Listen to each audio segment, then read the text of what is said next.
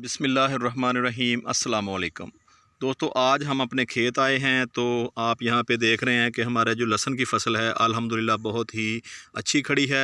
इस लहसुन को लगाए हुए तकरीबन 2 माह हो गए हैं। तो यहाँ पे आप लहसुन के पौधे देख रहे हैं, वो जो आप सामने आप देख रहे हैं वो प्याज के पौधे हैं, यानी वो प्याज जिससे हम बीज तैयार करते हैं। तो मैं आपको करीब से दिखा देता हूँ। बीज उस प्याज से तैयार होता है जो 1 साल पुराना प्याज हो। हमारे इस प्याज ने यहाँ पे अपना फूल निकालना शुरू कर दिया है, तो इसी फूल के अंदर से ही बीज बनेंगे। तो आपने प्याज के सीड तो वैसे देखे होंगे, कलवंजी के सीड से मिलते जुलते प्याज के सीड होते हैं।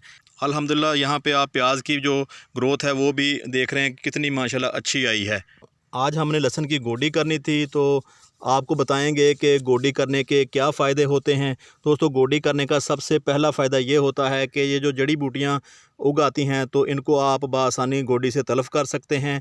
जब आप इनको तलफ़ नहीं करते तो ये पौधों की खुराक जो है ना हासिल करती रहती हैं, जिससे पौधों की ग्रोथ धीमी पड़ जाती है, तो इनकी ग्रोथ जो है ना बढ़ना शुरू हो जाती है। तो इस तरह आप गोडी करने से इन जड़ी बूटियों को भी तलफ़ कर सकते हैं।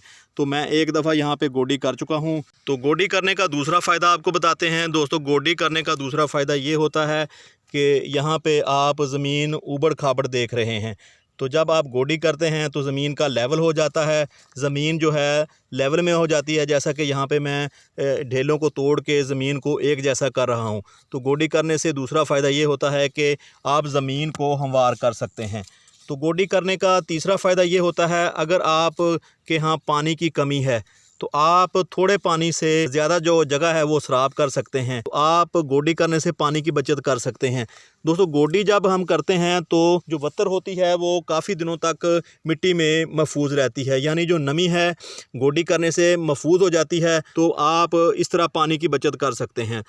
गोडी करने का दोस्तों अगला फ़ायदा ये होता है कि जो आप पौधों को खाद देते हैं तो वो खाद बाज़ औक़ात ऐसे ही ज़मीन में पड़ी रहती है, पौधे उस खाद को हासिल नहीं कर पाते क्योंकि ज़मीन सख्त होती है। ज़मीन सख्त होने की वजह से पौधों की जो जड़ें हैं वो ग्रोथ नहीं करती, तो उस खाद को भी वो हासिल नहीं कर पाती।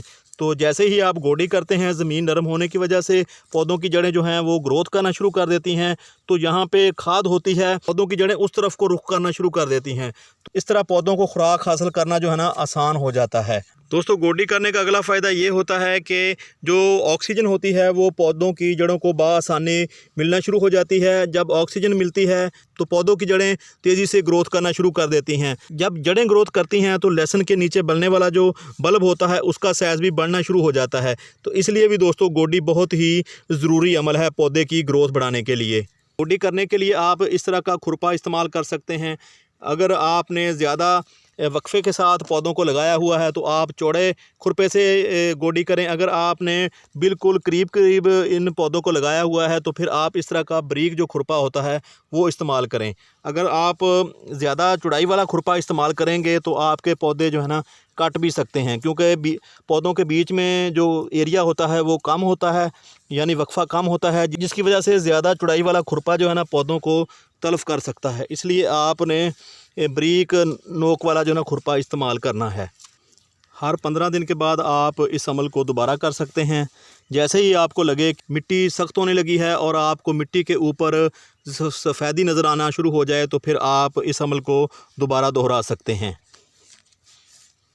गोडी करने का उन सब्ज़ियों को तो बहुत ज़्यादा फ़ायदा होता है जिनका बल्ब ज़मीन के अंदर बनता है। ख़ासकर जो हल्दी होती है, प्याज होता है, लहसुन होता है, अदरक होता है, इन जैसी सब्ज़ियों के लिए गोडी बहुत ही ज़रूरी हो जाती है, क्योंकि जो फ्रूट होता है वो ज़मीन के अंदर ही बनना होता है।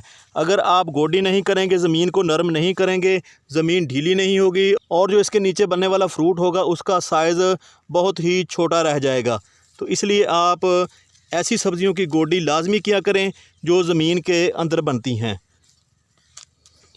वैसे तो गोडी हर पौधे के लिए बहुत ही ज़्यादा ज़रूरी अमल है। गोडी करने का अगला फ़ायदा ये होता है कि बाज़ औक़ात आप खाद पौधों को नहीं दे पाते जब आप पौधे लगाते हैं, तो आप ऐसे ही अगर खाद यहाँ पे बिखेरेंगे तो पौधों को उसका फ़ायदा नहीं होगा। अगर यहाँ पे आप दोस्तों गोडी करके खाद बिखेरेंगे तो पौधे उस खाद को फ़ौरी लेना शुरू कर देंगे। तो दोस्तों, ये थे चंद फ़ायदे गोडी के जो मैंने आपको बयान किए। अगर आपको कोई भी बात सीखने को मिली है तो हमारी इस वीडियो को लाइक कर दें, और अगर आप हमारे चैनल पे नए हैं तो हमारे चैनल को भी सब्सक्राइब कर लें। जज़ाकल्लाह। अस्सलामु अलैकुम वरहमतुल्लाहि वबरकातुहू।